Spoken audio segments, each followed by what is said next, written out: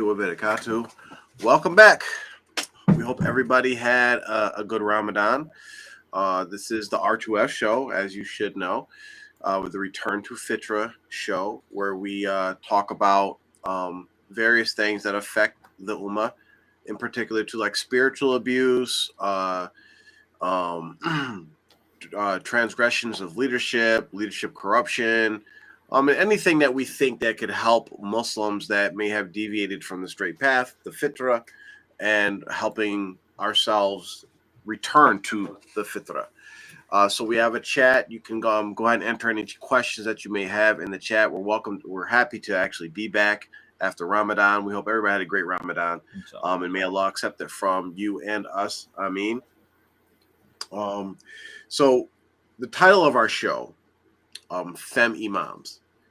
Just to give you, we're going to play a clip to kind of give you an example or just a taste of what some of this kind of looks like, without actually labeling the people in the video, because we actually don't know what their positions are, because we have to be fair that these are clips and things could be taken out of context or whatever. But we're just going to address what's actually said in those clips, what was promoted, what was sent around, because that's what we got. Right, we didn't get the full context or the full video to see what this guy's position is.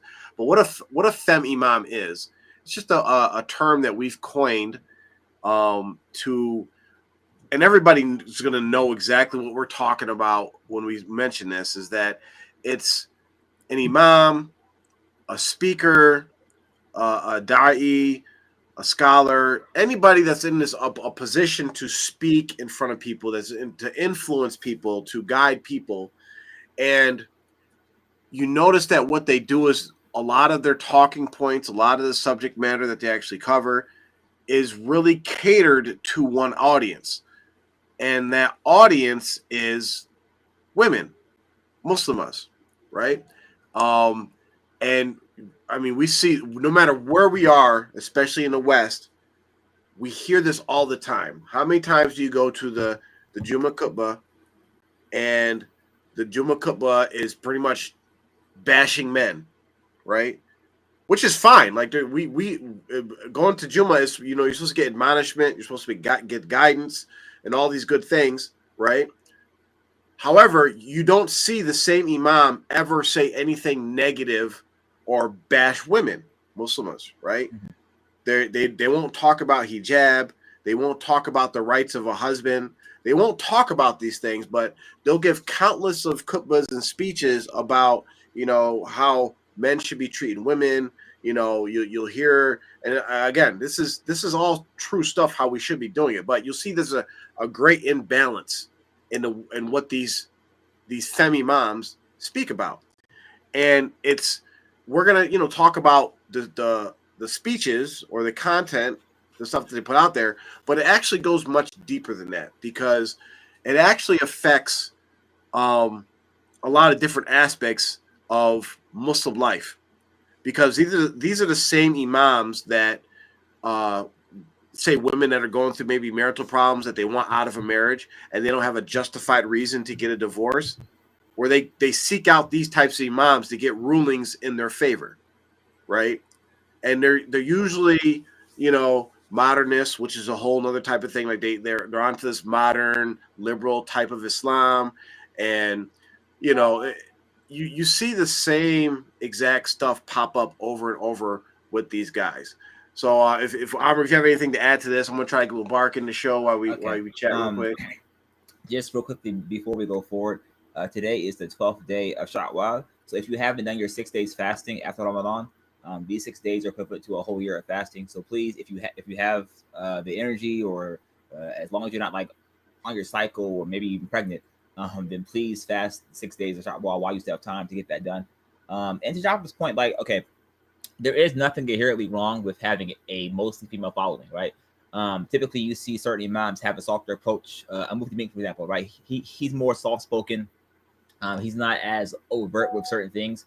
And he tries to be the person, like the story of the prostitute who fed the dog. Like, it's a good heartwarming story, so it's not going to be as harsh. And women tend to gravitate more towards that softer approach. So there's nothing wrong with that, but you have to have a balance of both. It can't just be all soft and la-di-da, and you'll find your way, sister. Someone has to balance you out. And so for some of these imams, their whole goal is just to say, listen, live and let live. You can do whatever you need to do, sister. As long as you're trying, that's all that matters.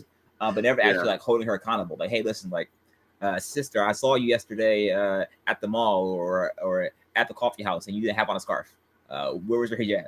It's always like, well, I'm sure she's trying, and you don't know what's in her heart. Like, I mean, yeah, sure, we don't know what's in her heart, but sin is a sin. So not wearing your hijab is a sin. And as an imam, your job is to help guide people and your audience to proper Islam. So if you see a Muslim guy having his freaking navel exposed, guess what? Hey, cover your navel. It's there with your knees. That's how you cover it. So it should go both ways. And it should just be like, well, no, let them pass. No, because on Judgment Day, on Qiyamah, it's not going to be, well, listen, sister, you were trying to wear your scarf, but you didn't.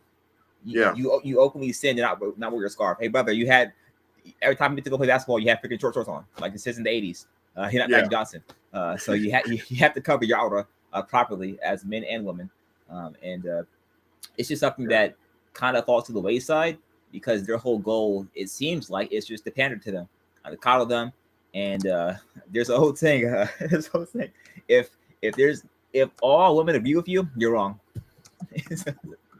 Yeah, and so there's people that speak or that engage with like whether it's a crowd, a congregation or whatever,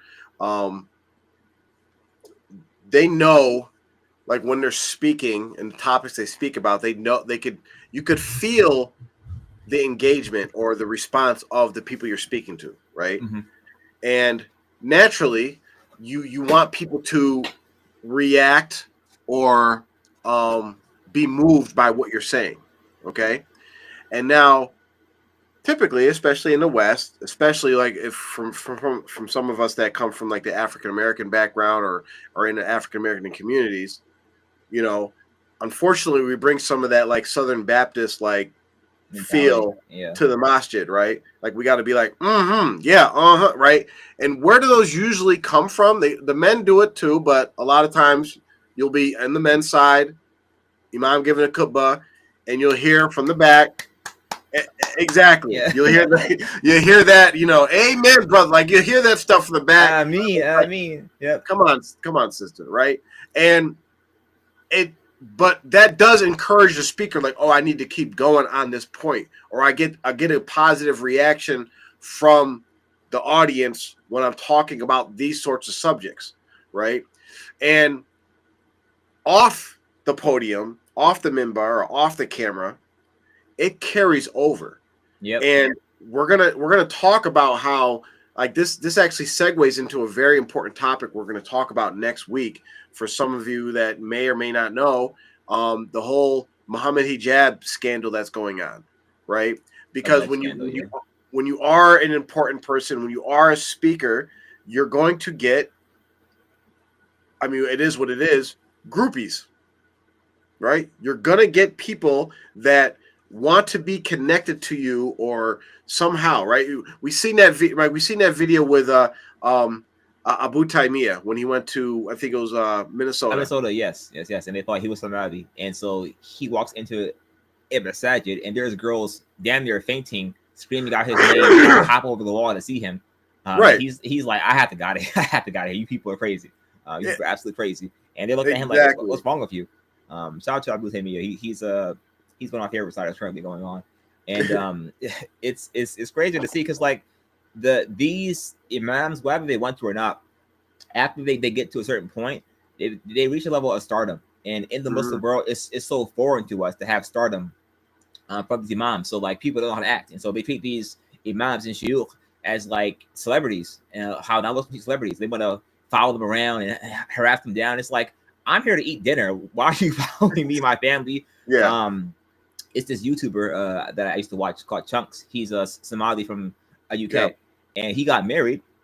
These folks hunted down like his IP address and found his wife and stuff. It's just like, and they're exposing her on. And his wedding was very private. He didn't show his wife at all. It was just all the men's side, and they hunted down the event, and folks just hung up there to his house. Like it's just people have gone too far with this kind of stuff. Yeah. So you have to detach yourself from this like celebrity culture to like, hey, this is reality. Like, leave the brother alone, leave the sister alone. It's very scary. Yeah, and I think like throughout history, I mean, we do have a similar concept in the Ummah throughout history of, I guess, what we call Muslim celebrities, like people like we know, like, okay, that look at that sheikh. He's knowledgeable. He's very important. He has hundreds of students and thousands of people that want to come learn from him and all this and that. But this idea of how we behave with them, with celebrities, like that's like a true, like a new modern Western concept of like, okay, no, you have to go get their autograph. You have to go get a piece of their clothing. You have to touch them. You have to like how the sisters were acting with Abu Sulaim or Abu Taimiyah, like screaming and fainting and all this stuff. Like I don't know if you ever seen like a old Michael Jackson concert where like he would show up and literally people would be passing out because he's seen him 30, 40 feet away, and it's like, oh my gosh, you know, that is something that has entered our ummah. And I remember we had a video before we talked about Yasir Qadhi, and he had this whole little blurb about, like, you know, some female comes and asks for your autograph and all that stuff or whatever. Yeah, and it's like, no, you're playing right into this sickness that's entering our ummah, where people don't know how to act with people who are well known or famous or well respected, right? And the problem with the imams when they get caught up into this, because it's predominantly women that get, men unfortunately get caught up into it too, but it's predominantly women that get caught up into it. And what's like one of men's weaknesses, I would say, is women, is simply feminine attention. Yeah. Right? This is feminine attention, and we like that. I mean, there's no shame to say that we like women to pay attention to us. It's part of our nature.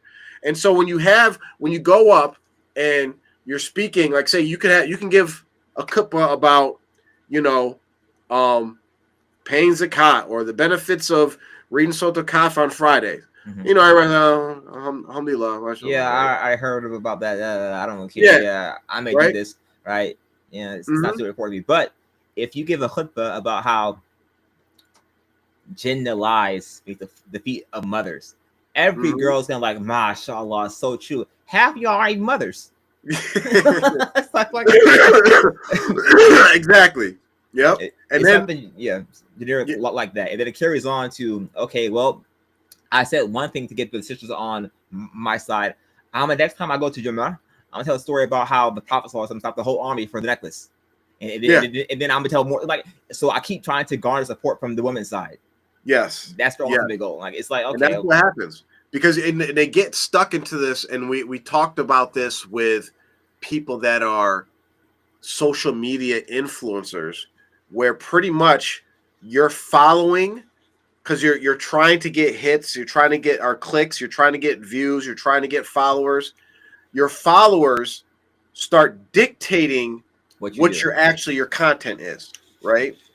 So you start realizing like, oh wait, I'm getting all these followers and views when I'm starting to talk about how men are trash, right? It plays the same scenario that happens on social media. It's the same scenario that happens in the masjid, right? Because you see it every time. Imam, whether it's the guest imam or the standing imam, gives a khutbah. After the khutbah, there's usually some people that want to go talk to him or praise them about the khutbah. You know, usually it's the first as a brother, oh bro, mashallah, that was a good talk or whatever. That happens afterwards, because don't think that, or don't be deluded to think that there aren't sisters also contacting that imam, that speaker, about, mashallah, brother, you know, I got your number from so and so, and that was such a great thing. And like, and speaking of which, what you're talking about, I had that issue, and now like they're connected, right? Yeah, you know, and this is what happens. So we really have to be aware of this. And we have, like, again, this show's on. We're trying to buy a little time because we're waiting for other co-hosts, Mubarak, to get on. We have a clip we want to show, and I want to make sure he's here too, so we can kind of break down this clip. But again, if anybody has any questions or topics or anything they want us to address real quick while we're talking right now, please enter it into the chat. We do answer questions. We will take a few minutes throughout the show to answer people's questions. And again, we're just a little bit of logistics. We're going to try to be back mostly weekly if we can.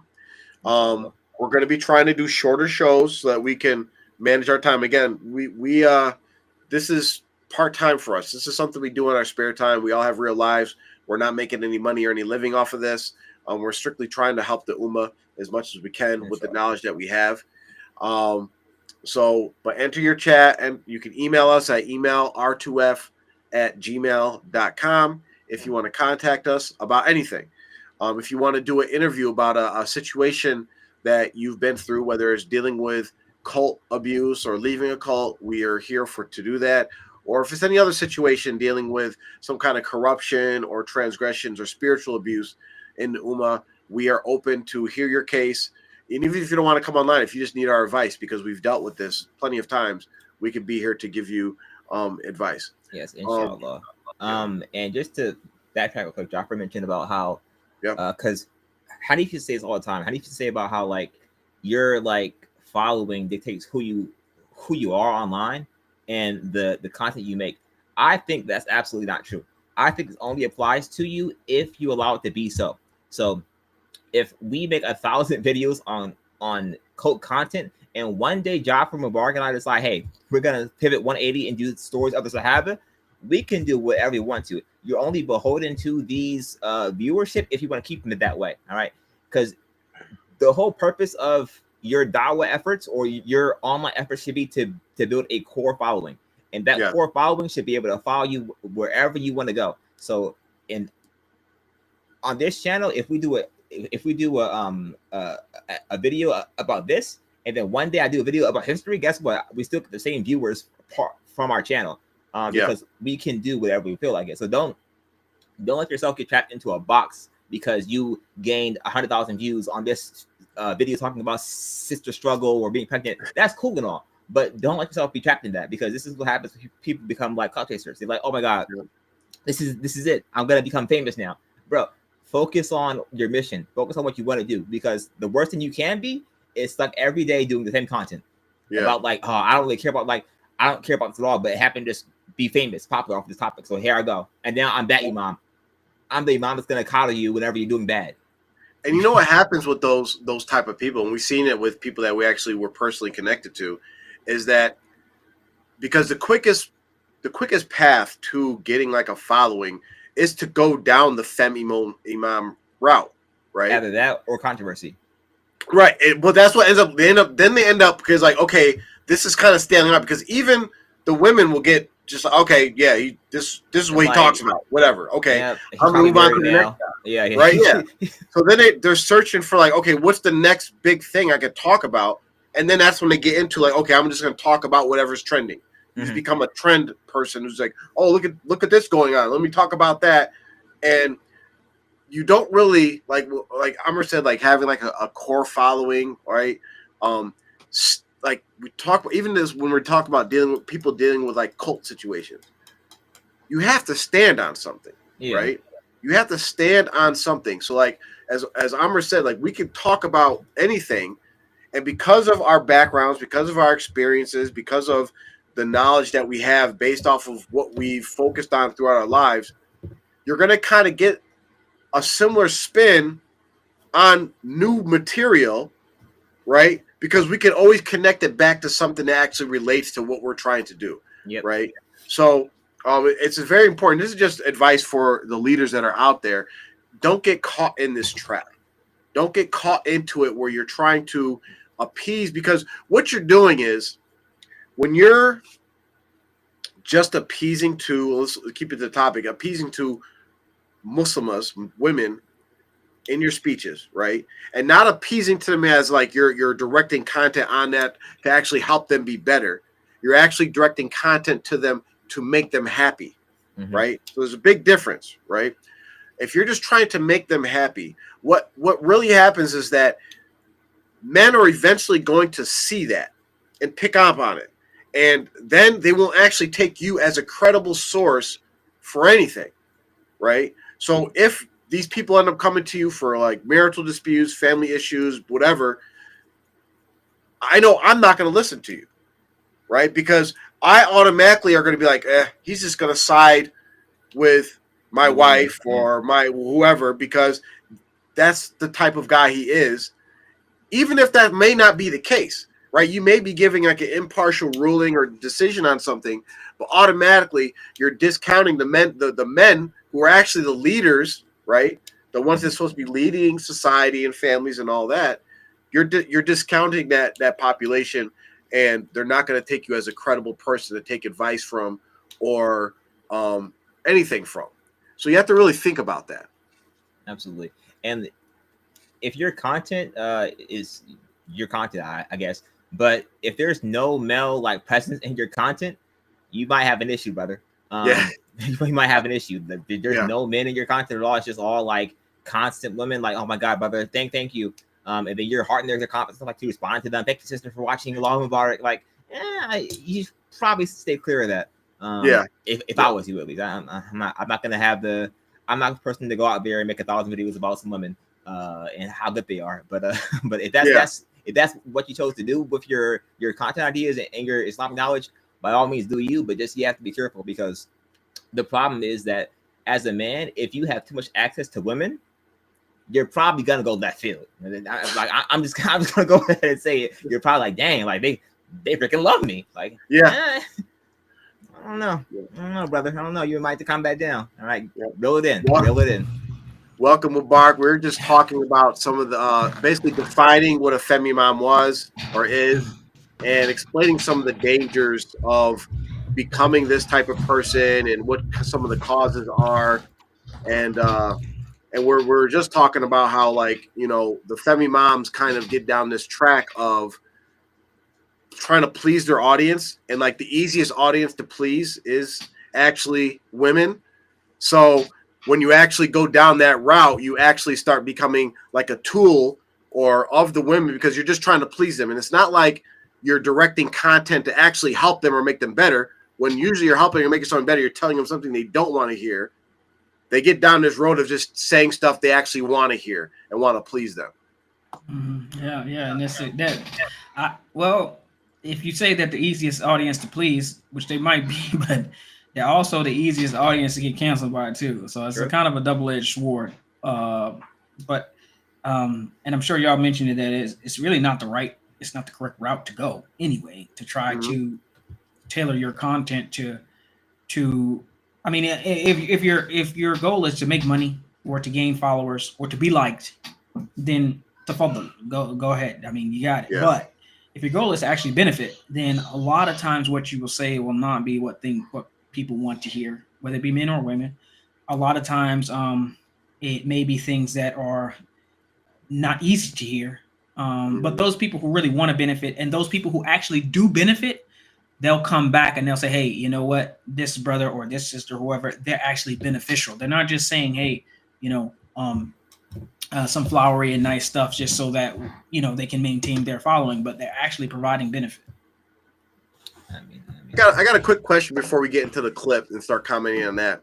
What are some like phrases or topics that are like FemImam? Like as soon as you hear like an imam talking about it, you're like, the one I just thought of is, if you ever hear an imam or a speaker or whatever say this line, brother, it doesn't matter if she covers. You don't know what's in her heart. She may pray 5 times a day. She may make the Hajj and read Quran. She's probably more holy than the sister that covers the niqab. Absolutely not. FemImam. For me, for sure, it's definitely brothers who like, listen, if you can't handle 2 or 3 or 4, the best to do is just to marry one. All right, marrying one is really all you need. All right. If Khadija who stayed alive, he would only have married one. If Fatima stayed alive, Ali would only marry one. So listen, you only really need one, brother. Yeah, that's a good one. Yeah, I mean, there's so many. I mean, that I really don't have. You put me on the spot. I don't have one that comes to mind like right now. You know, you can't have Ummah without Ummi. You can't have Ummah without You know that joke. But yeah, there's, you know, and it is, and I'll say it is not easy when you're standing and speaking in front of people. I mean, one of the quickest ways to get thrown completely off your game as a speaker or as an imam, as a leader, is when a lady says, brother, can you say something about these men in XYZ, whatever they deem the men not doing? And some of the men probably are not doing it. They're probably doing something wrong.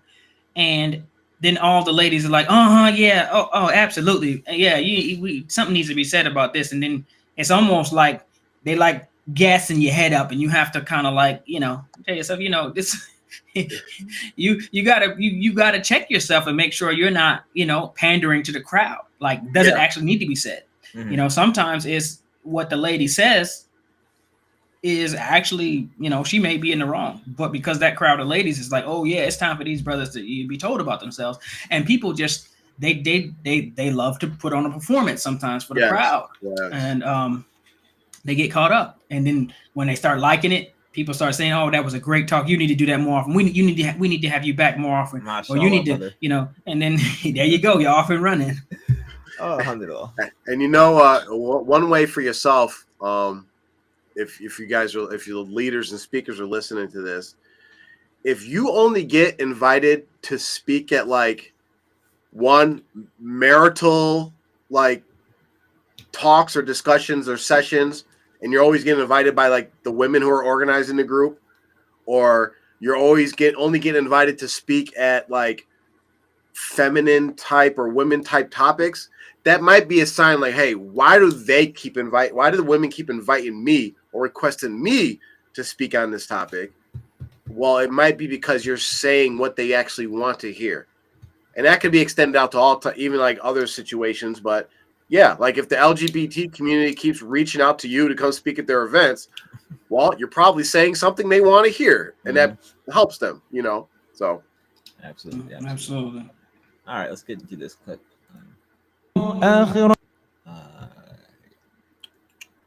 Women, Ramadan is like the least spiritual month, and one of the reasons is the expectations of the members of her family. Like everybody wants another dish every day. The leftovers of yesterday are not good enough for me because I am Sa'im and I want something. So what I believe is that we should help. If Allah gave you money, a lot of money, you can like buy a meal every day for the family. That is when you have a lot of money. Why would you want your wife to cook all day long? And then I'm saying wife because the majority of men don't. I'm not going to pretend like, oh, we are in that new woke world where all men cook. That's not true. The majority of those who cook are women, and I'm not saying because they have to. It's real quick. Are we going to listen to the whole thing, or are we going to pause through? Because I'm down for whatever, but there's a bunch of stuff we can cover. It just in that. How long is it? How long? It's like a minute. Okay, let it run through once, and then we'll go back to it. Let's do that. So, if you can afford it, every 2 days, every 3 days, a meal, habibti, yani rest. You've done enough, so that she can concentrate on her own spiritual development. Because very often, the spiritual development is only for the man. A woman wakes up, and since the very morning, everybody wants a different dish. Like the child says, no, I want pasta today, or biryani. And the husband said, no, I want lasagna, or whatever. So everybody wants something different. And the cookies that are never made, they are made in Ramadan. So all of a sudden, it's kitchen day. Ramadan is kitchen month. That is not Ramadan. Of course, there is that atmosphere. It should be beautiful. But please, remove that at least every 3 days. Either you cook, like I have a cookbook where I look into, and then I say, okay, I will make something simple, but it makes them happy. When a woman eats somebody else's food, she's always happy because she doesn't have to prepare it herself. She doesn't, like when she looks at her food, like it's the result of pain. Like, okay, let me just eat it. But the small thing that you make will make her happy. So that's why every 2 days, 3 days, cook yourself. It's okay, man can cook. You won't go to hell if you cook. You may cook in hell if you don't. Your wife in a period where she doesn't have to fast. You burden her with waking up with Fajr when she can just sleep all the way. Yalla, tell me, the best among you is the one who's best for his wife. Your wife doesn't have to wait. Like Allah excuses her from fasting, but you do not excuse her from waking up in the morning. Like, wake up at 4 because I'm hungry. Sleep, Habibti. You sleep until 10. 10? and I will bring the children to school. I will dress them. I will do everything, and you just stay. Also, after the 7 days, I want a cake. No. So anyway, so this is how you should be thinking of Ramadan. And if you don't, it's a very egocentric way of worshiping Allah, building yourself at the expense of others. That's not a man. For many women. Okay, now listen. This was worse than I remembered it. but listen, so allow me to start off by saying, listen, as the person who cooks the most in this friend group, all right, okay, I cook 28 out of 29 days of Ramadan. All right, every single day a new meal. This is utter BS. Cooking, number one, is not hard. I wasn't making some simple like hamburger helper meals. All right, I was doing gourmet this, gourmet that. It took me an hour and a half some days. Other days was half an hour. And guess what? During the time that I was cooking food, I was listening to Quran. I was listening to some Sirah lecture or something else. All right. It was not like I sat there all day under a hot stove and I was cooking from sun up to sundown. No, you're not. This is not the hold up. Are you telling me that when you looked away from the stove, the food stopped cooking, and the only time it was cooking is when you was Yes, that's actually what happens whenever you cooking, the food just stops. We're in the era today where even back then, if you put some food in the oven for 45 minutes, that is 45 unchecked minutes. You have to do anything else in the house. All right. When you put freaking clothes in the washing machine for 45 minutes, you can leave and read the Quran. You can take care of your kids. Anything you want to do in the house can be done. All right. We're not in the era. I thought they blow dry them. I thought they held them up and were like. Even if that's the thing, it's not. You put it on the clothespin and drive outside. That's not a thing. Now I have come in from outside, and my wife was cooking. I go in the back, she sleep. Like, hey yo, turn that pot off for me when you go. That's the cooking. Seriously, and this is not even a knock against her, but that's just how a lot of all this slaving and cooking, man. It's waiting. It's a lot of waiting anyway. Yeah. So we're at a point now where the Instapot will make a meal for you, just cause you just put it in the Instapot, press start, and it can't burn, it can't overcook. It'll be done in exactly 4 hours, and you can just leave for the whole day. Rice cooker, you press the button and say it does it all for you, and then you good. Like there's one thing that really popped out, and this I may be wrong, but it seems like he may be taking his personal situation of what he does, and then like, okay, this is what everybody should do, right? Maybe his wife, it does hurt her to cook, right? Maybe it does. Allah knows best, right? Yeah. But when you're giving advice to people, you should give advice based off of like the general how things go, right? Mm-hmm. And it's very clear that he has a very big misconception of what Ramadan is and what spiritual is, right? Mm-hmm. So I get the sense that maybe he may come from some like kind of Sufi background, because like when you ever talk about spiritual or whatever, always Sufi, like, yeah. I'm just thinking about like he may think that his wife needs to be going somewhere and meditating or something for hours instead of cooking, because she's gonna get more reward for doing that than making a meal for her family or something. Like that's the sense I get. You know, I'd say a good way to set this up before we go back through it is the quote that we said the other day, and I said it would be good to mention on the show, is because I think it's Ibn Qayyim. It says a person without knowledge, right? If a person doesn't have knowledge, then you can give them dirt and they would think it's gold. So basically, the thing is, if a person does not if the person doesn't know any better, you can tell him anything. Like if I say, hey, I got some gold, and you have no idea what gold is, you say, what's gold? Oh, it's valuable. It's like it's a metal. It's like a stone or whatever. It's very very valuable. People pay you, even if you have a small amount of it, just 1 ounce is like $3,000, and you're like, oh really? Well, yeah, I'll take some gold. Yeah, I got a bunch of it. You get a bunch of rocks, from from out back or wherever. And then so that person is walking around thinking they have something valuable, but actually it's worthless. So this is what this little clip, and of course we do justice. We understand that it's a clip. It's a clip of a bigger lecture, but this is how people consume their Islamic knowledge nowadays via Yeah. clips. You send them around and say, hey, this is what you should be. And they start to admonish their men and their husbands and start to say, hey, this is what you need to follow in XYZ. So this clip that we just showed, and we'll go through it again, is an example of how if the audience, if the people who are consuming this information don't know any better, they would think what he's saying is gold when it's actually a turd. I mean, it's actually dirt or less than that. It's really worthless. He gave, in this whole clip, it's worthless information. It's actually detrimental information. It's harmful information. The only thing that I would say that he did good was he made it was pretty funny. I hope he was joking when he said, you won't cook if you go to hell. But make it hellfire if you don't. You go to hell if you don't. That's a bar for real. Which that's a bar. Which doesn't make any sense whatsoever. It's like, you won't go to hell, but you'll probably go to hell. You may not.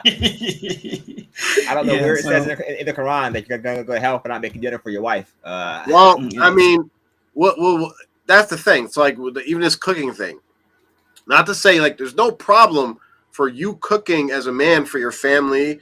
You want to help out cook. You want to give your wife a break and all that stuff. Yeah, you should try to help out your wife. This is that idea of helping out your wife with her responsibilities. That's an established sunnah, right? Mm-hmm. But as far as like the specific thing of cooking, I am not aware of, and I've heard other scholars speak about this, of Rasul Sallallahu Alaihi Wasallam cooking for his family.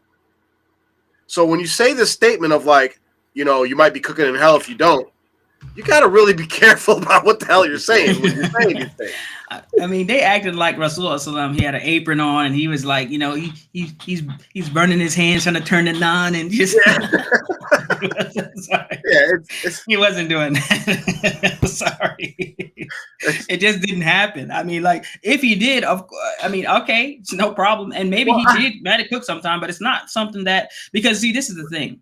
Mm-hmm. In that time and culture or whatever, a wife would be almost kind of ashamed to be like, oh yeah, my husband was cooking. They feel like, all right, no, I got it. I took care of it because in that time it was different. So, and it's not a knock on any man who does any cooking. That's what we want to get across. But what he's trying to portray as if it's some sort of crime, or if it is somehow the person who's cooking, and in this case it's the woman, is being harmed because they're spending time cooking instead of during Ramadan doing some ibadah or something. And we'll show and prove that that's actually not the case. They're not being harmed at all. Real quick, I want to mention on the idea of Rasul cooking, like cooking for his family. We know from hadith that how many hot meals did his family have per month? Approximately one. Yeah. One, like on average, they had one hot meal a month. Mm-hmm. So if we just say, okay, one hot meal a month. That's 12 hot meals a year, right? Mm-hmm. And we're 12 hot meals a year. Let's talk about 23 years. We can multiply that out. How many of those meals do you think Rasul cooked? Now just think about it. With the life that he had, with all the business that he had, you don't think that one time, that one meal that comes in the house, think about your own household. You guys don't have food. You usually eat like raw dates for dinner, right? That's your meal. Every single day out of 30 days, you have raw 29 days of those 30 days, you have raw dates. Finally, some meat, like let's say the stuff that he meant, lasagna, biryani, all these things. Y'all, I can make a meal. As a woman, do you think that as a woman, the wife of the house would be like, okay, no, husband, you got that. My wife like, no, I got this. We about to, you ain't touching this. I got this, right? Are you muted? You're muted, Mark. Yeah, the once a month where we got the meal. We're going to let the best cook cook the one meal. Absolutely. Basically. And it's not even a discussion. It's like my wife will like, listen, honey, I don't even know what the hell this is. So that's all you. I don't know where you got it from, where you bought it for, but I'm sure you got it. And it's going to be great because I'm going to make it great. Yeah. That's And like Mubarak said, like that honor of like I'm serving Rasul Sallallahu Alaihi Wasallam. I'm providing him with this hot meal. I'm pretty sure his wives were like, no, I'm gonna make sure that when he walks in this house, it's ready to go. I got it for him. Like, I mean, we gotta like really think realistically about some of these things. But my bad. Sorry for the digression. Nah, you absolutely okay. Let me share my screen again. It's garbage. I mean, it's another. All right. Here we go again. Ramadan is like Pause. No. I'm kidding. Go ahead. Nah, but actually though, like you get blessings for feeding fasting person. No, hold on. I'm gonna tell you straight up. This is the starter pack for. It's the beanie, the beanie, the scarf, the well manicured, cut, Light chopped down skin, beard, lined up, spoken, yep. light skin. Got a little bit of an accent. I guess you said he's Dutch, but got a little bit of accent. Yeah, like you know. If you had an English accent, if you had like one of them those high English accents, it'd be even better. My dear brothers and sisters. And one of the reasons is the expectations of the members of her family. Like everybody wants another dish every day. The leftovers of yesterday are not good enough for me because I am Sa'im and I want Can you pause it real quick? From your guys' perspective, is what he just said realistic? Like, do families really expect a brand new dish every day and like are dissatisfied with like leftover? Like, I personally don't know of any households that actually were like, no, my honey, you got to cook a different meal every day. I'm not aware of that. I mean, I would say that in Ramadan, we probably eat more leftovers than any other time because lots of food is shared. You have iftar that, you know, the leftover from that people they have and they give it out. I remember one Ramadan, we were eating on some iftar take home for like a week. We took it home. Yeah, we were just taking it out of the fridge, warming it up, eating it for like a week. Yeah. So, I haven't experienced that at all, actually, where it's like everybody wanted something. Now, sometimes everybody wants something different, but at the end of the day, one thing is getting cooked and everybody eats it. So every child or different people might say, well, I want this or I don't want that X, Y, Z. But then it's like, okay, all right, we're making this. Or usually it comes down to, what does your father want? And then that's what gets made. Yeah. Or if they say, well, you know, I say, well, if the kids want that, let's just eat it or whatever. And then we go with it. But I don't know that anybody is actually making 2, 3, 4 different dishes for. I'm talking about dishes. Now it might be okay. We're gonna make this, and then you get a bowl of cereal, or okay, you want some oatmeal, and then we'll have eggs. Or something. But I don't know if one meal is lasagna, other one's biryani, the other one is something else or whatever. No, I don't know that anyone realistically would be able to do that unless they like already had the food cooked somewhere and you just warming it up. All prepped. I do know that certain folks, like, their intention is to make different meals every day for Ramadan. That was my intention, and I did that for the most part. But that's personal. It's not like, oh my God, my family was like, yo, if anything, my mother and my wife were like, listen, you need to stop making food every goddamn day. You need to do something else. We had too much food in this fridge. So that was at least my experience. But I can't because he's trying to paint it as like it's a family expectation that they're placing on the cook, which is predominantly the wife and the mother, that no, we don't want those biryani from yesterday. We need lasagna today, or we need whatever today. I think personally that from my experiences, from what I've seen, and like even what Mubarak said and what Amr said, I don't think that actually is a real expectation that families hold for the woman of the household. I just don't think that's true. Yeah, that'd be kind of a drastic change. So like, hey, I need you to bake this chicken, grill this chicken, fry this one, and then like, all right, relax. Yeah. The only thing that I can think of is if, you know, a woman they're wanting to, like, they want to feed everybody. Yeah. Like they want to do that. Like, I want to make, you know, food that's good for you. I'm thinking about the person who is Saim. Okay, you're fasting. Everybody's fasting. Maybe she's not fasting. And so she's like, okay, I'm going to make sure that everybody gets something that you want. What do you want for, and no, actually it's Dhuhr time. And they're like, what do you want for iftar? Yeah. I don't like that. Cause I wasn't even thinking about food until you said something. But the thing is, it's like, what do you want for dinner? And so they they take some pride and some ownership in making sure that not only you have food, but you have the food that you like or want. And if multiple people are asking for different things, sometimes they want to do that. Like, okay, yeah, okay, yeah, I can do it. No, don't worry. Yeah, I got you. Y'all fasting, I got you. I'm gonna make you this. I'm gonna make you that. So sometimes that does happen, but I don't think if it was actually a burden upon a woman that their family members are gonna be like, yeah, I know this is ridiculous, but do it anyway. Now, some cultures, they might do it, but I don't know. But even if I would say, even if that was the case, where they had multiple family members who are all basically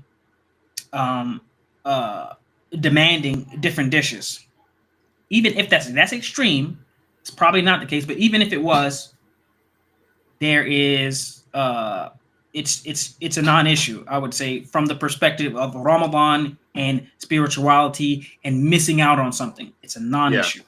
Yeah. So what I believe is that we should help. If Allah gave you money, a lot of money, you can buy a meal every day for the family. That is when you have a lot of money. Why would you want your wife to cook all day long? And then I'm saying wife because the majority. All right, stop, pause. No one is cooking all day long. This is a fallacy. The most you may prep the day before. That's about it. But you're not waking up at Fajr time and cooking all the way to Maghrib. It's not how it works. No one's doing that at all. Cooking all day, sure. I'm marinating my food over in the fridge. I'm not actually making the food. I'm sorry. That's not a thing. I didn't grow the rice outside. I'm sorry. It's just not how it works. There's some of those, grill masters or whatever, and they might be grilling some meat or smoking something for 12 hours. But you're not actually watching it. You have to go out every half an hour and spritz it with some apple juice. That's it. You're not actually. I'm just not how it works. I'm sorry. But if you just look at how this man is speaking, and I don't even know the brother's name, but it's like men don't even talk like this. Suleiman. Like Sheikh Suleiman van Ale. Okay, he's from a Dutch family. Okay, well, let's go stay over there in the Netherlands, man.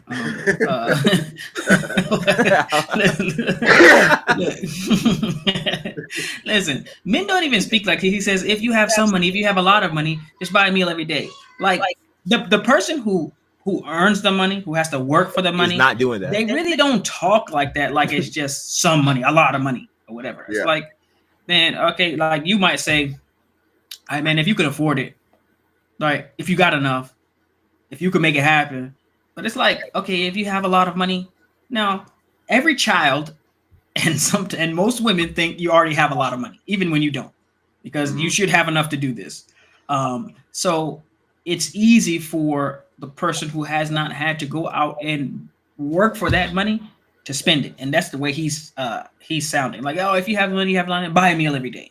You got it. So that's the first flaw. It's like you're pandering to an audience who it seems like they would let that get by without thinking, like they don't know how the money is made, or they're not responsible for actually making that money. To just speak of it like it's just a non-issue. Well, think about this.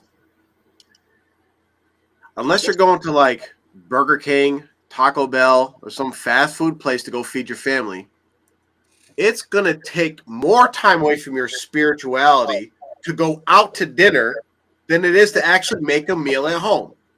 So if you're talking about like, okay, I want to, like the whole concept that he's trying to set up is like, you need to give your wife more time to do the spiritual things of Ramadan and less of the cooking, right? The preparing the meals. That's the whole thing he's trying to set up.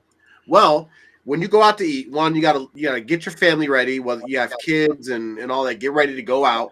It's not like you just get out and you're like your house stove and slipper. You gotta go. So that's like at least 30 minutes to an hour, depending on your family size, to get up and go someplace.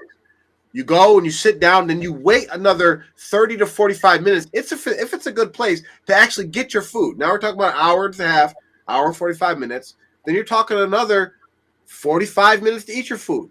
So you're talking about 2.5 hours, then maybe another 30 minutes to get back home, another 15, 20 minutes to get settled in the house. To then you're talking about 3 hours out of your day. Every day. every day to go eat. And it's not like you can be in the restaurant reading your juice, right? Because While the stuff food going could be on. in the oven, the wife could be reading the juice, listening, and all. You don't know where you're at eating this food. You took 3 hours out of your worship time, spent at least $100, right? You're talking about a cheap meal, $100 to feed your family of like 4 every day for Ramadan, 30 days. You spent $3,000. I'm a numbers guy. I'm sorry. You spent $3,000, right? $3,000 and what? 90 hours of worship time just to go eat, to give your wife a break. You actually went against everything you're actually trying to promote here, which shows that this guy is just word vomit. Sorry to say, and not actually thinking about what he's saying. But listen, let me give you some pushback there, right? Because they actually said to go buy food. So let's say that you like, listen, I'm gonna order from freaking this halal place. We're gonna get a kebab platter, right, and have it delivered. So now we're waiting on this delivery guy. So in theory, hey, listen, it can work out. You order from this kebab place, you pay the DoorDash guy $10 tip, and you get your food every day. But that's so costly as opposed to making a home cooked meal. And also, like, if you are the person in your family who is responsible for making the food, right? Shouldn't it be like a pride you have to want to cook for your family? Like, I want to. This is part of my role in my household to provide meals for my family. They rely on me to do this. It's just like, hey, if you're the husband, your wife relies on you to go out and earn a living. So you should take pride in, hey, I'm doing this for my family. Hey, I'm cooking this meal for my husband and or kids. You shouldn't be like, oh, I need to slack on my responsibility. I'm just so tired. No. You should want to. You should want to power through for Ramadan because, hey, this is a blessing for you. This is a blessing for you to go cook for your family and feed a fasting person. Like, I don't see why this is an issue. Yeah. I was looking at trying to find real quick the average cost because I know what the next thing is going to say. Okay, well, we don't have to go out. We can just order. So I've never ordered off of DoorDash or Grubhub or anything like that because I'm not giving them $2 or $10 or whatever. I drive and pick it up myself. I'm not paying. Smart. No, but I probably should. I think delivery is like, that was back in the day when it was $2 extra for delivery. I still was going to pick it up. So I don't know what it is now. Nowadays, I never always go pick it up because nowadays they have a delivery fee, a tip, a service fee, a convenience fee, and then a restaurant fee. And get this, they charge you the tip before the act. Usually the tip is like, oh, you got my food here fast, hot, and all that. I'm gonna give you a tip. Now you got to tip them before they even bring the food, so they can bring that junk 3 hours later, and you've already given them a tip. Like, no, I want my tip back. Yeah. So I mean, I'm looking here. So it says the average delivery service is $7 to $14 per meal delivering on the service. Mm-hmm. So you're talking about, let's just say $10. This is rounded. So $10 just for the delivery. You're gonna pay $10 just for if you're gonna say, well, we're gonna save the time, we're gonna eat at home. So we're just gonna place the order, and by the time it gets here, it'll be ready, and we'll just eat. Okay, great. So it's gonna be $10 plus. It says it looks like $13 per meal, and that's definitely low. Very low. That's definitely low. That's because people are ordering like Burger King and Taco Bell. That doesn't. As far as like Muslim families, you're talking about a meal for Ramadan. We're not going to. No, it's per person, not per meal, but $13 per person. That's what I'm saying. Like, we're not going to be ordering a Taco Bell meal to break our fast. You see what I'm saying? I mean, who's going to pay $13 for a meal and then pay $10 to have it delivered? Boy, that's down bad for that. Right? But I'm looking. Listen, I know right now, like for just a meal in my city, you're going to. Now you're gonna pay at least $20, at least $20, and that's without the drink. yeah, that's without the drink. So yeah, you're gonna pay with taxes. Yeah, you're gonna hit $20 at least. That's one person. So if you got a family of 5, at least 50, at least. And that is just the basic. Just what I mean. You're gonna get, I don't know, a gyro and fries or whatever they call it. So it's not gonna be anything that's too extreme, but. So even from there, depending on the family members or whatever, you're spending at least, let's just say 5 times 20, 50, 60. So that's gonna be $60. And that's the low end. Mm-hmm. Yep. If you're gonna get a dessert or a drink or anything else. I mean, yeah. You're gonna hit that $100. So you're gonna be spending $3,000 plus still with takeout or going to the restaurant. Just for a month. All right. Your men don't. I'm not gonna pretend like, oh, we are in that new woke world where all men cook. That's not true. But we're in that new world where all men order out every night. don't expect your wives to cook every day. Yeah. How dare they? Yeah. Those who cook, and I'm not saying because they have to. It's just the way the world looks right now. So if you can afford it, every 2 days, every 3 days. Pause real quick. This is that one sentence he said is a clue that he's a FemImam, because I would bet he's speaking to a woman audience predominantly. There's probably like men on one side, women on the other side, right? But when he said, I'm not going to pretend like we're in this new woke world where men cook, women cook. And he made sure that line that women cook didn't offend the women by saying, I'm not saying they have to. Right? He made sure, like, I'm not saying you all got to cook. Y'all really don't got to do nothing. I'm just letting y'all know I'm still on your side. FemImam. Meal, Habibti, rest. You've done enough so that she can concentrate on her own spiritual development, because very often the spiritual development is only for the man. The woman wakes up and since the very morning everybody wants a different dish. Like the child says, no, I want pasta today or biryani, and the husband says, no, I want lasagna or whatever. So everybody wants. Okay, listen. Just because your family comes to you and says, hey, I want this dish, that dish, and that dish, guess what? I will make this dish today. Tomorrow I'll make the biryani. The day after that I'll make the lasagna. After that, I'll make burgers. But we're not going to do all this because, hey, for every mother that I know that has to cook for her family, she doesn't just fold to her family saying stuff. Listen, I'll make whatever I make, you better eat. That's how it works. All right, you're gonna have some noodles on the side because I'm not going all the way just for y'all people. Relax. Something different. I'm tired. And the cookies that are never made, they are made in Ramadan. So all of a sudden, it's kitchen day. Ramadan is kitchen month. Why are the cookies not made before Ramadan? Is she lacking? Well, here's the thing that he's missing. Here's the thing we lost from Bark, but here's the thing that he's missing, and this is really the crux of the situation, is that he doesn't have the understanding of what Ramadan is, how deeds work. And the great opportunity, because he says that she's so missing. Give her a break so she has time to focus on her own spiritual development, right? And you fulfilling your Islamic roles and responsibilities as Allah has given you and assigned you is actually your spiritual development.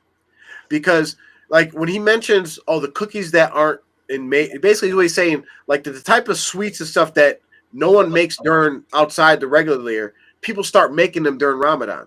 Yes, because you'll actually also see women that actually don't cook outside of Ramadan because they have an understanding of the blessings they can get. Start cooking during Ramadan. I'm gonna cook a meal every meal. Women that never cook their husband breakfast start cooking their husband's breakfast. Sound of the last days. Because but they have these women that, like, outside of Ramadan, you would say, like, oh, wow, they don't cook for their families.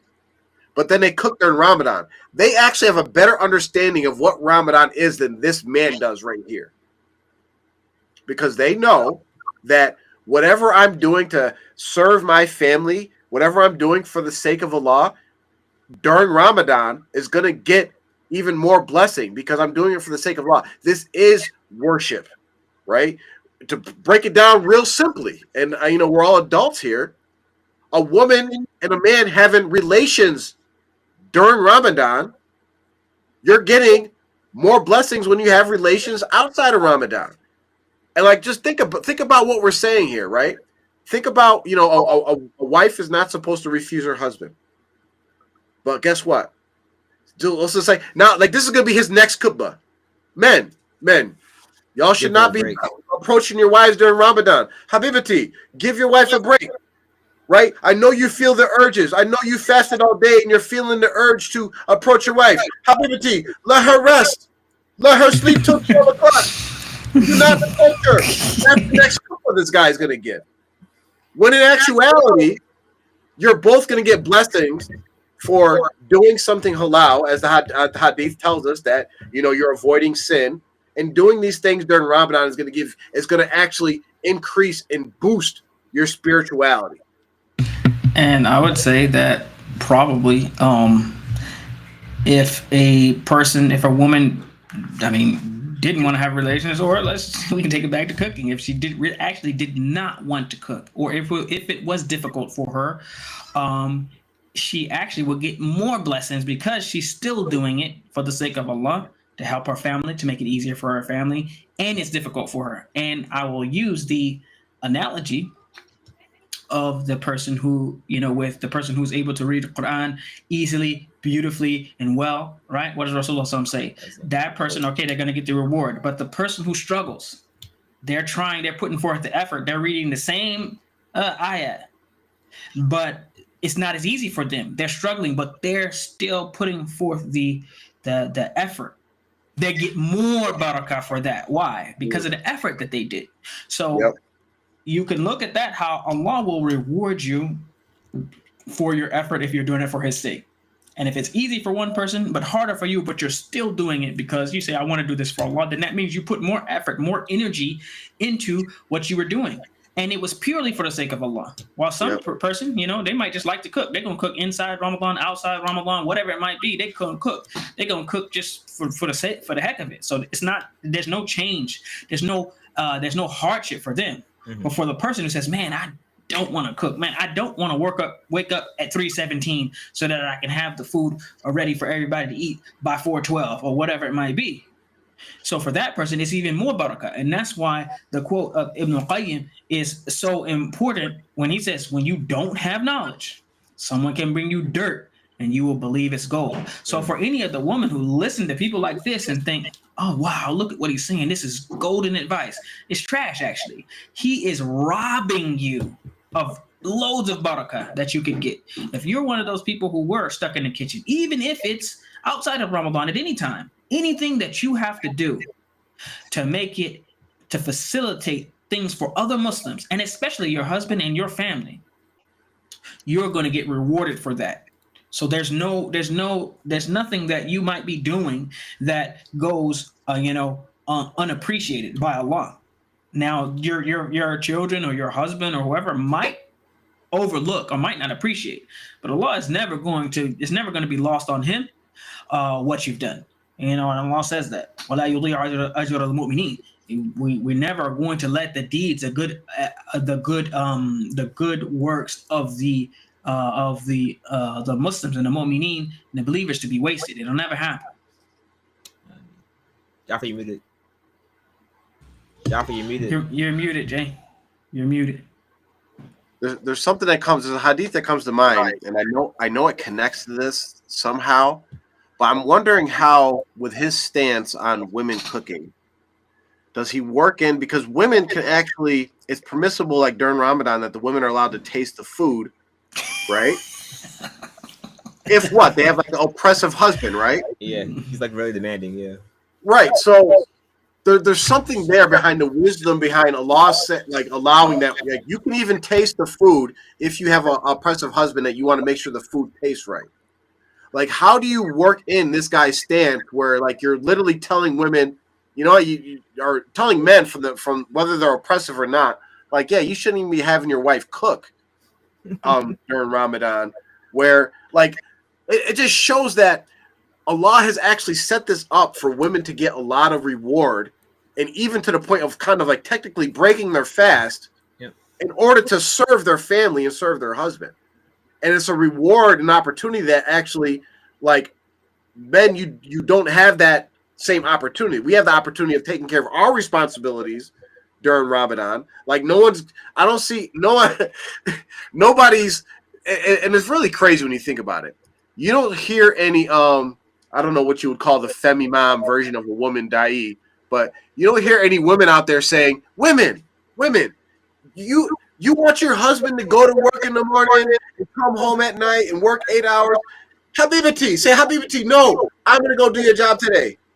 I got you. You sleep till 10. I'm going to go lay the bricks.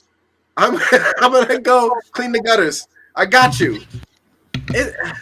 What a world we live in. And it was, I don't know, we're probably going to get to that point where he said that. I'm going to mention something when we get there. Just, I'll wait until we get across that point. That is not Ramadan. Of course, there is the atmosphere. It should be beautiful.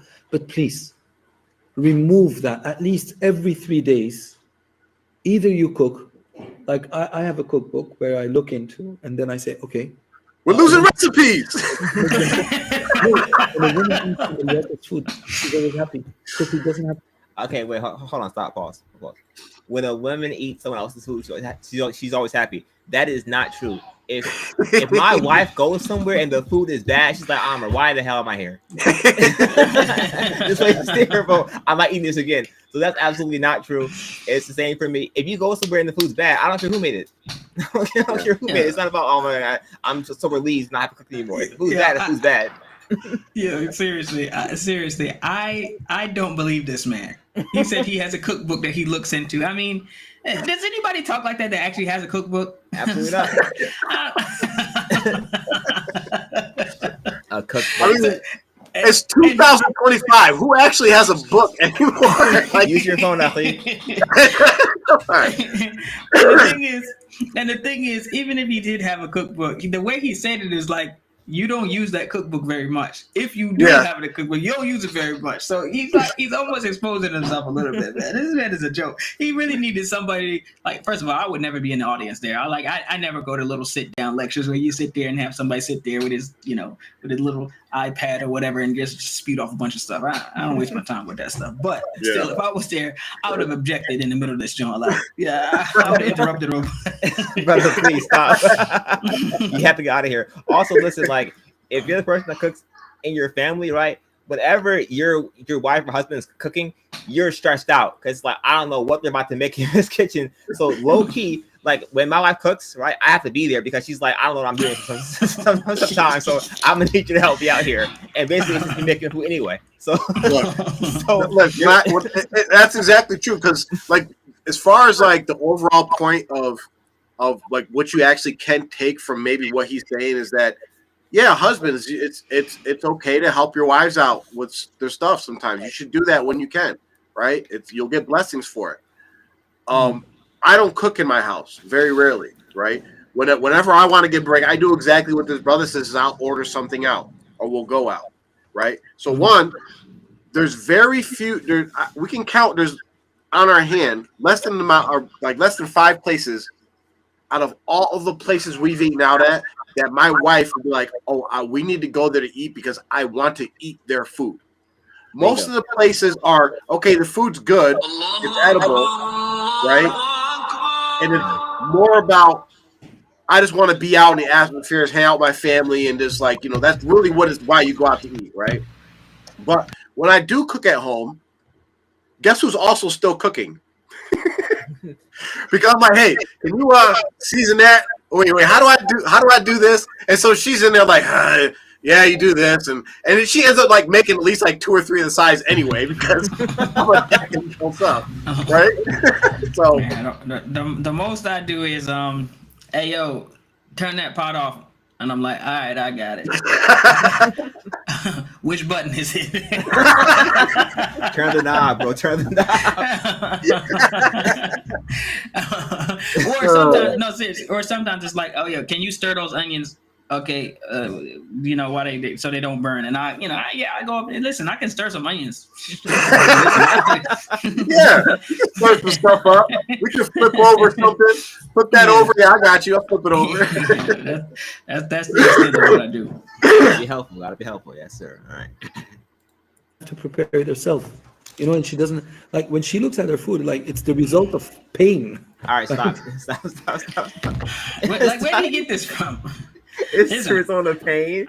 Listen, I have seen them cook all types of food, and they enjoy the food that they cook. I don't know what planet he's on. Maybe that's his wife. That's what I'm saying. Yeah. But man, listen, and sometimes I'll tell you, man, this is really good. You're right. This food fire. All right, listen, I don't know what she's making. Maybe he needs to give her a new cookbook so she can make meals that aren't give her pain. I don't know what to tell you. Work on that, brother. I don't know. Okay, just eat it. But the small thing that you make will make her happy. So that's why every 2 days. So pause real quick. Yeah, no, the that's reason true. why the small thing you make makes her happy, it's not because of the food.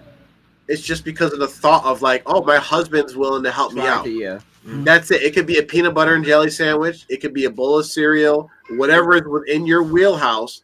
Yeah, a good wife is going to appreciate oh, my husband is looking out for me. I'm still going to cook dinner, but I appreciate the fact that you looked out for me. But I got it. That's something very small. Okay, man can cook. You won't go to hell if you cook. You may cook in hell if you don't. All right, absolutely not. Absolutely not. So if men don't cook, right? Because men can cook, obviously, right? But if men don't cook, then maybe you burn to hell. Does that also apply to the woman? Yeah, that applies to the woman for being a wife. I mean, listen, I have to say he has to be joking, but still, I just want to smack that hat right off his head, man. No, you might 30 men could have walked out of that joke as soon as he said that joke right there. They should have just walked out source, I mean, please. And like you said, Jaffa, this has to be an audience of women. Or there's nobody in the room at all. Maybe he's. Oh yeah, one of them Jones. One of those Jones, student of knowledge type Jones. Where you got an empty room. Yeah, and the fact that there's no way that he has this smirk on his face and he's talking to men.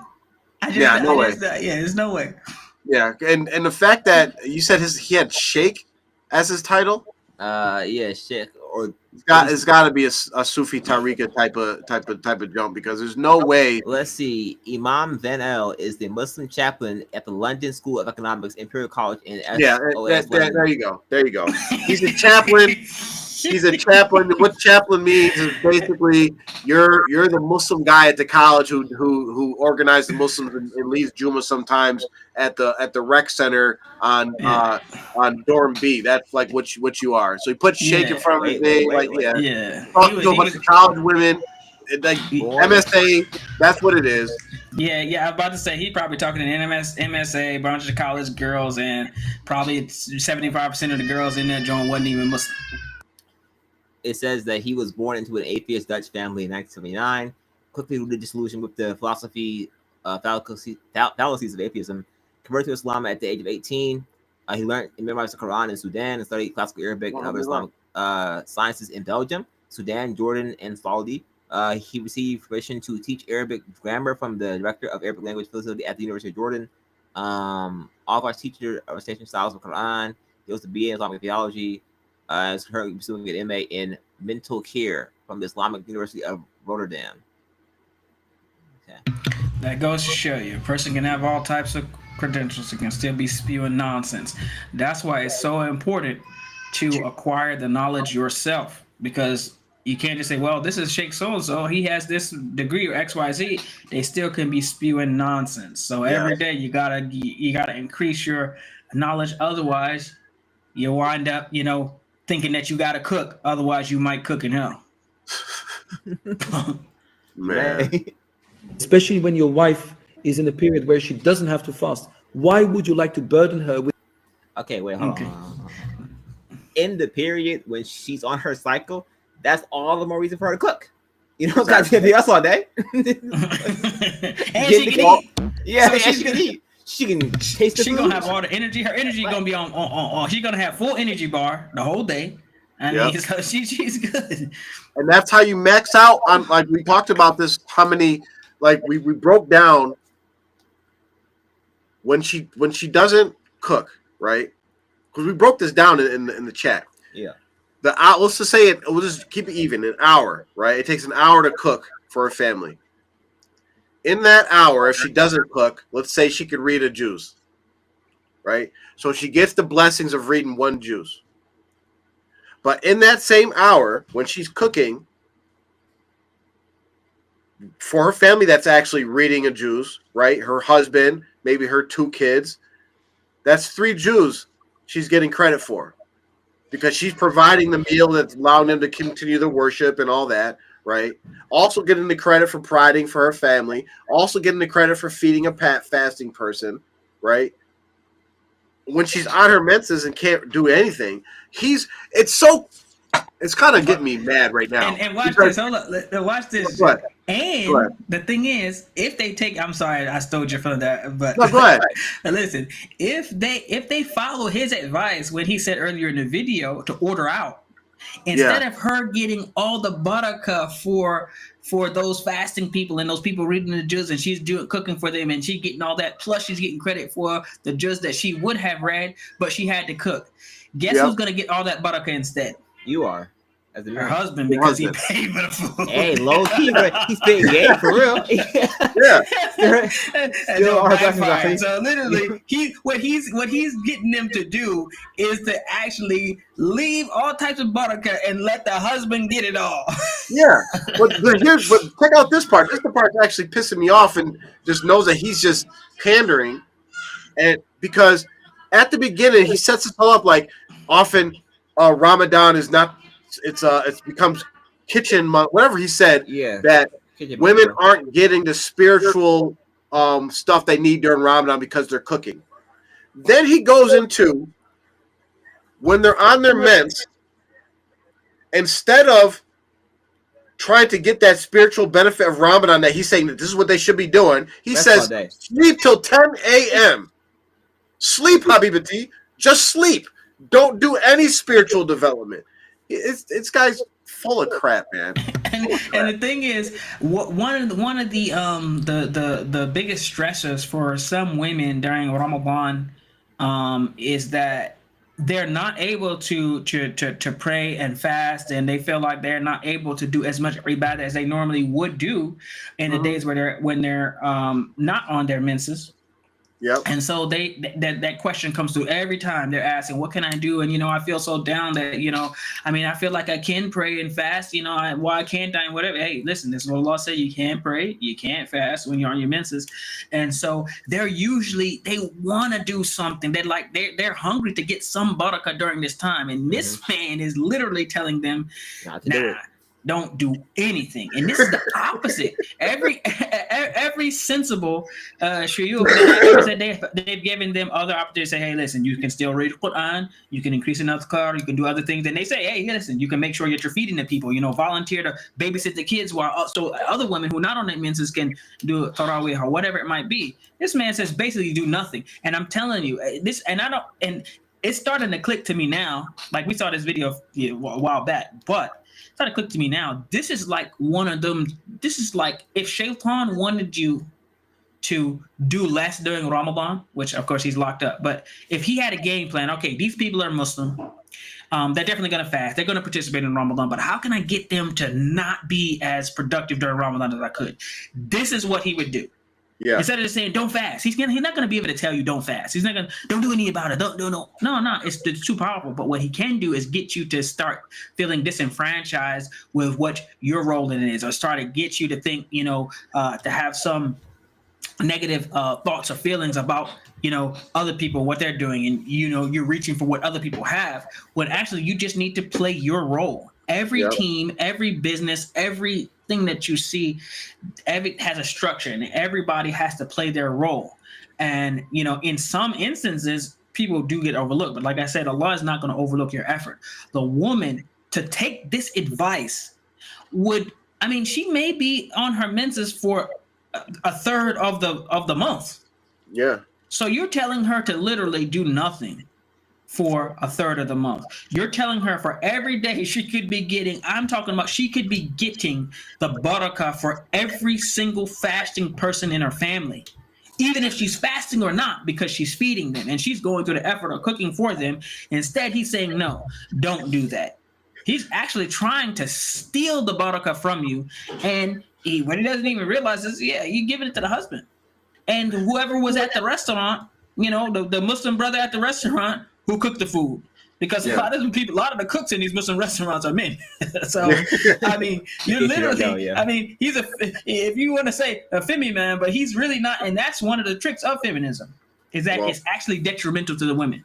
Well, think about what you said about Shaitan, and not to say this guy's a Shaitan or a Shaitan, but he's actually playing his game. Because if you think about some of the key advice that he's given, because he's given this advice to men, this isn't advice for women. He's saying, one, try to take away the blessings your wife can get for cooking for your family, basically as much as you can. That's what he's saying. Take it, relieve that off her as much as you can. Two, don't get her up at the Hajj. Right? We don't need it. Let her sleep till Fajr. So don't do Qiyam al-Layl. Don't let her do Qiyam al-Layl during Ramadan. Let her sleep to Fajr.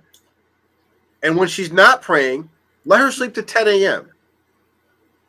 The advice he's given is actually saying minimize as much as you can your wife's ibadah during Ramadan.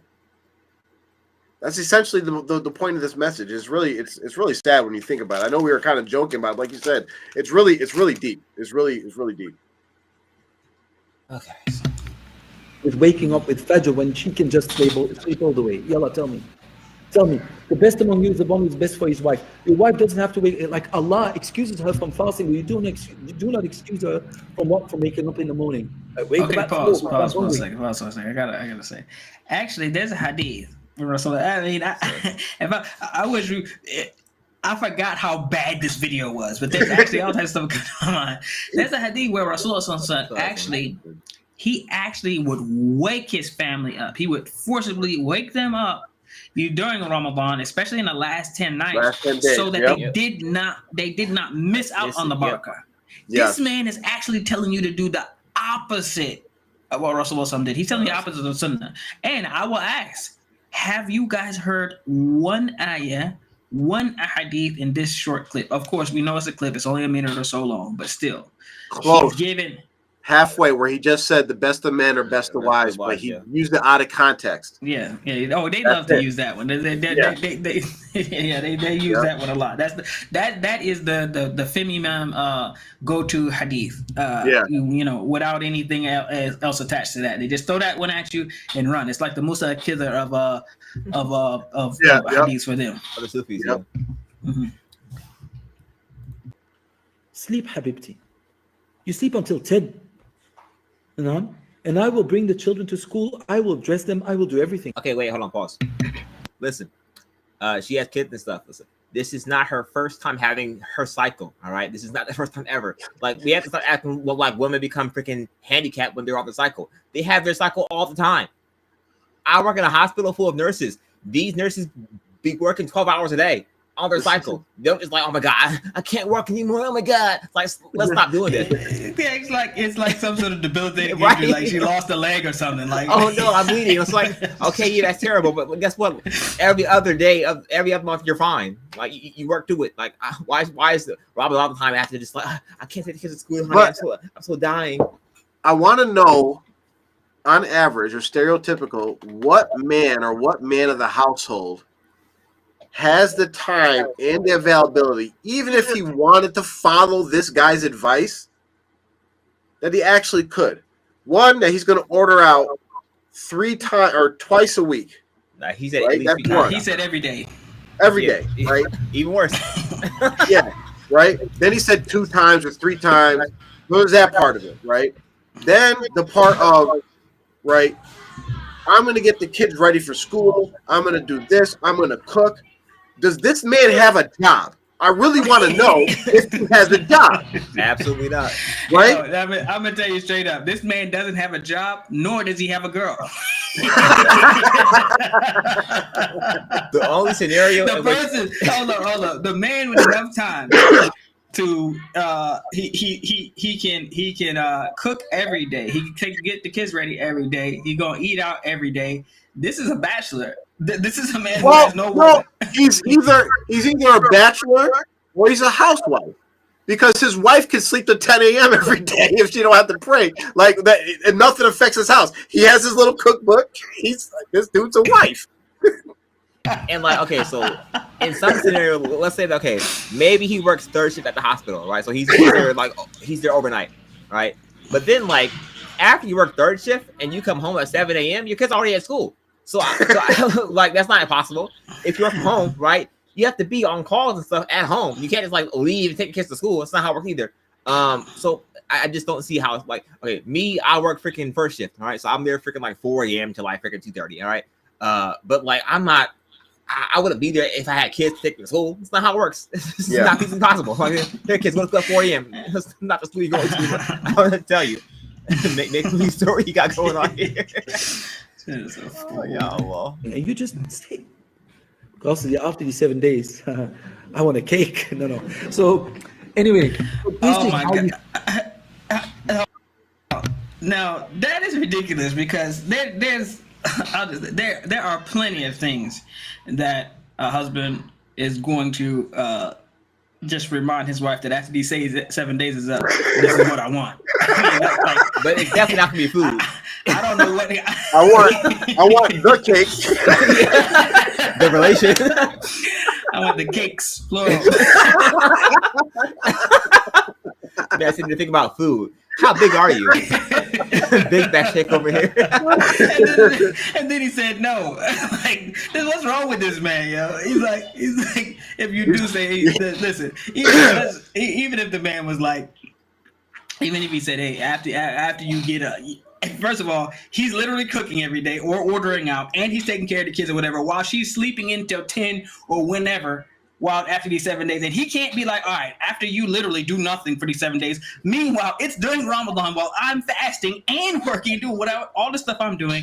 Oh, I want a cake, and he's like, don't do that. Don't do that. Like, well, you know why? Because eating cake might not get you to hell, but you might eat cake in hell. That'll be your punishment, boiling hot cake. Brother, I remember that one time after your wife was on her cycle for 7 days, you had her struggle to make that cake. I stuck for the law. Like, it's a sin for you, brother. To ask your wife to do something for you. Shame on you. I mean, this is such bad advice. It's terrible. This got to be satire. This is almost like SNL level of this ridiculous. Like he's joking. I'm expecting him to actually like, oh man, that's a joke. And like, hey, give it up for a comedian. Comedian. Yeah. Oh man.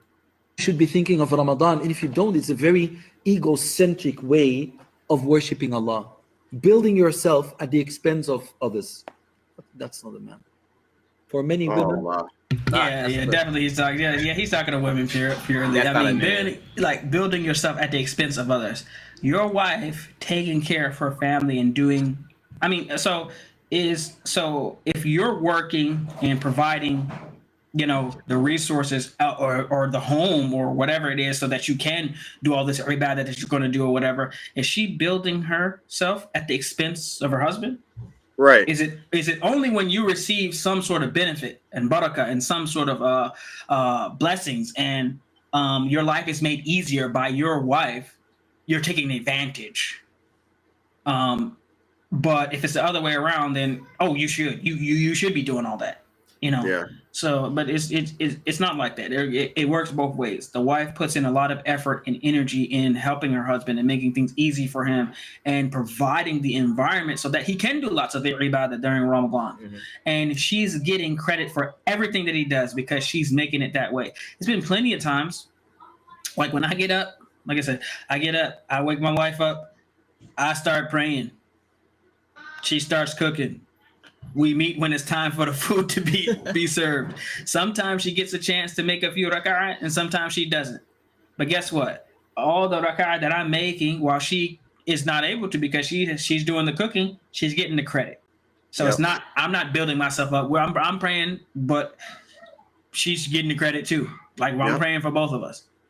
It reminds me of the hadith of the woman that asked Rasul about the reward that men get for going to jihad, and they were like, "Well, we want the same reward," and he's like, well, you get the same reward for pretty much staying home. Yep. That's like the gist of it. Stay home and do your duty. Like you're gonna get the same reward that they get for going out there. So Islam is easy. Allah made it that way. The way Allah made it is that all we have to do is do what we were built to do or created to do, follow our rules. We have different roles, different responsibilities, and to do that, and we're gonna Allah's, like Mubarak said earlier, Allah's not gonna let anything go to waste. Not anything go to waste. And we really have to understand like what he's preaching to. And a lot of, I don't know if he's a Sufi or whatever, and I don't want to badmouth all Sufis, but people that get into this, that they talk about spirituality and spiritual is like they tend towards that way, right? As if something, they don't really understand how ibadah, barakat, blessings, and good deeds work. Because everything that we do to facilitate doing halal and getting good deeds, you actually, if you have the right concept and you're doing it for the right purposes, you're going to get blessings and good deeds for that. For example, if you just go to sleep because you want to get up to go to work tomorrow to earn money, it's just a worldly thing. It has no consequence to you. You're not going to get any bad deeds or good deeds. But if you recognize that, okay, I want to go to sleep so that I make sure I get up for Qiyamul Layl or Fajr, and that's your intention of why I need to go to sleep. While you're sleeping, that whole time you're sleeping, Allah is blessing you for that sleep. Just like the hadith we mentioned earlier, they asked Rasulullah told the Sahabas how, like, yeah, you get blessings for having relations for your wives, and they're like, really? We get blessings even for having relations with our wives? Like, yes, you're doing something halal and you're avoiding a sin. You're going to get blessings for that. So the whole theme of this is that women, you may think, and it's understandable because you think, like Mubarak said, you see your husbands and your sons and your brothers and your fathers making, going to the Tawari, reading the Quran, that, they're able to do all this every single day without any interruption. And you're the one that's cooking and you don't really see like, okay, I'm not reading the ayats. I'm not doing this and that. So you think like you're losing out. But if you have the right perspective and understanding and knowledge, you realize like, I'm getting all of that. I'm getting keep it up. Read two Jews. Go ahead. You know what? I'm going to do some extra. Read 3. You know what? Do this. Because you're going to get all that and the stuff you do. You mean the word. I'm saying exactly. It's just, it's almost sad the way that they are, and the thing is, the reason why we're mentioning it is because this stuff it resonates with women so much. This type of talk, it's like it's like a drug to them. They're like, oh man, that sounds good. And if they don't know any better, they get fooled. They get trapped. They get roped into this thought that somehow they're being taken advantage of. Yeah. Like I try to tell people, listen, man, and it goes against their nature sometimes. Some of these things where they say, oh man, he's just taking advantage of you. Why? Well, why do you let your husband critique what you're wearing? Why do you let your husband? Why do you feel like you have to? And this is some of the non-Muslim women that say this. Why you have to ask your husband before you go or do this or spend this or whatever? And it's like, what you don't realize is a lot of women, they like that. They actually like to be of service and help to their husband. And they like when their husband is in their business, kind of like, hey, let me see what you're wearing. I like that, or I don't like that. They actually like that. It was one lady, I know this is not about dressing, but it just kind of fits in, where a woman was like, sometimes she would wear something that was definitely inappropriate for her to go outside in. And she would do it sometimes just because she knew her husband would stop her, be like, hey, you can't wear this, change it. And she loved it. She said, I loved when my husband would, take that attention and care about, how I'm looking or how I'm representing or whatever. And so she liked it. And she was perfectly fine with wearing whatever he likes for her to wear. And she took some pride in that. So it's the same thing with the cooking. I know that, the women in my family and the women that I know, they actually enjoy and they don't mind cooking for their families, and they're appreciated for it, and they don't ever even really complain. They might be tired, but they don't complain about the fact that they have to cook. And sometimes they might say, hey, why don't you order out something? And that's one thing the kids always say when they want something. They're like, "Hey, we want this, we want pizza, whatever." And so then I'm like, "I don't want that, nah."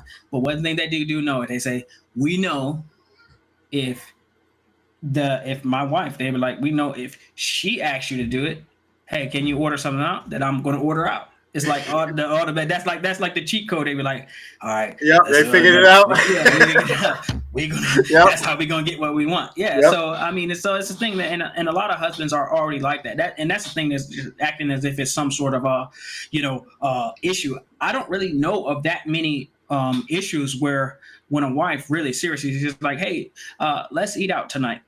That the husband's like, "Yeah, okay, cool." Especially if you're a woman who normally cooks all the time or whatever. Yeah. It's all like automatic. It's like, yeah, all right, cool, no problem. And that's like that's the easy one for us because we're like, oh, you know what? I want to show you that I appreciate what you do. This is the easy win for me. I know for me it is. Like, oh yeah, let's go. I have more trouble with like if my wife's like, hey, can you cook? Yeah. Listen. I'm probably you got the cooking all day long. If I had to cook. I would be taking this. If it was on me to cook, I would be taking his brother's advice. I would be ordering out every day because I don't like doing it. I would be spending the $3,000 a month on takeout. No, you know what I was thinking real quick when he was talking about like women being on their cycle and not being able to pray. When do women usually organize because usually I don't know, from my experience, there's always a time in a family where the woman in the household is like, I want to organize a big iftar. They usually do it like when they get on their meds because like, oh, like when Barbara was saying, what can I do to kind of say I can't worship? They'll try to organize like a big iftar and have people come over and feed a bunch of people that's fasting. So like as far as like encouraging like, yeah, no, just sleep. Don't organize that iftar. Don't feed all those fasting people. Don't do it. Like it's hot garbage. FemImam. I like it, and that's the problem with these types of people that do this is that if I ever seen any other video that pops up with his face, I'm skipping. unless I want to be entertained, like, oh, what is this guy saying now? But mostly I'm not going to take anything he says as credible. Absolutely. Listen, it isn't that hard to cook food for the most part. There's a bunch of like 30-minute meals you can make. Maybe an hour meal. Lots of things can be done in one pot. You put it all in a pot together, you turn it on medium low settings, and you leave for an hour, and it's done. So there's a bunch of ways you can do it. I cook almost every day. Again, I work almost every day. Like it's fine. It can because at the end of the day, right? You still have to eat. So like it's not like, oh my god, who's gonna just want to know? Either you freaking cook the food or someone makes the food for you. But at the end of the day, you have to eat. So this is something that's not really an issue. For this brother here, listen, you may be unaware because you have your little cookbook here and there. But listen, there's a place, right? Where you can cook for your wife for 40 days of Ramadan, all right? It's called the Hoot Ramadan, all right? 40 days.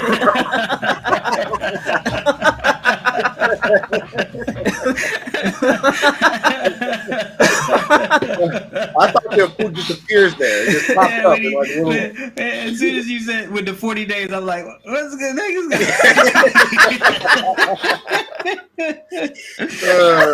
Oh, yeah, Allah. Definitely. The Lahut Lamakan is the place where that information it can be useful. You can make cakes for hell, whatever you're talking about before. Yeah, all that can be taken care of, I think. All right.